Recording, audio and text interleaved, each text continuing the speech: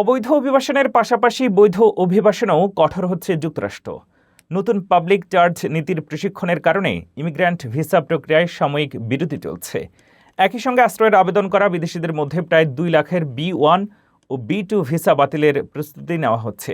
ফলে যুক্তরাষ্ট্রে বৈধভাবে প্রবেশের পথেও অনিশ্চয়তা ও বিলম্ব বাড়তে পারে। বিস্তারিত আরও জানুন রিপোর্টে।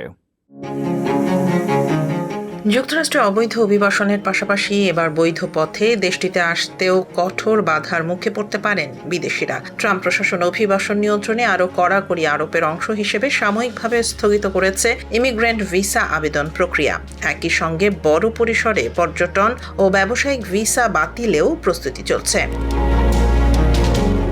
স্টেট ডিপার্টমেন্টের এক কর্মকর্তার বরাতে জানা গেছে, আগস্টের শুরু থেকে বিশ্বজুড়ে মার্কিন দূতাবাস ও কনসুলেটগুলোতে ইমিগ্রেন্ট ভিসা প্রক্রিয়া নিয়ে বিরতি চলছে। নতুন পাবলিক চার্জ নীতিমালা সম্পর্কে কনসুলার কর্মকর্তাদের প্রশিক্ষণ দেওয়ার জন্যই এই পদক্ষেপ। তবে এটি স্থায়ী নয়। কর্মকর্তাদের ধারণা, সেপ্টেম্বরের শুরু থেকে মাঝামাঝি সময়ের মধ্যে আবার ভিসা কার্যক্রম স্বাভাবিক হতে পারে।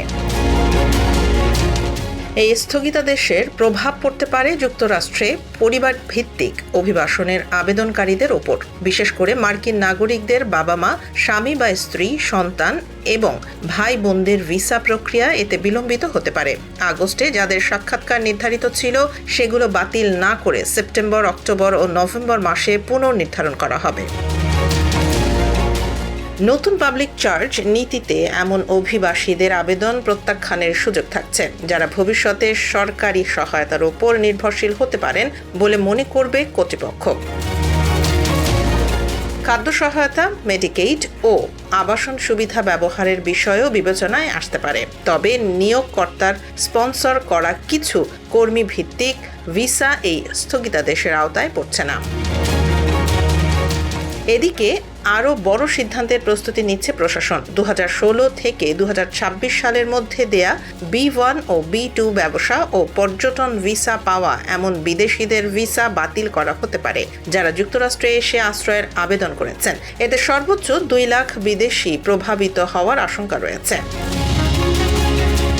বিশেষজ্ঞরা বলছেন, ইতোমধ্যে যুক্তরাষ্ট্রে থাকা আশ্রয় প্রার্থীদের চলমান আবেদনে ভিসা বাতিলের সরাসরি প্রভাব নাও পড়তে পারে। তবে এই পদক্ষেপের মাধ্যমে বৈধ অভিবাসন ব্যবস্থায়ও কঠোর বার্তা দিচ্ছে ট্রাম্প প্রশাসন।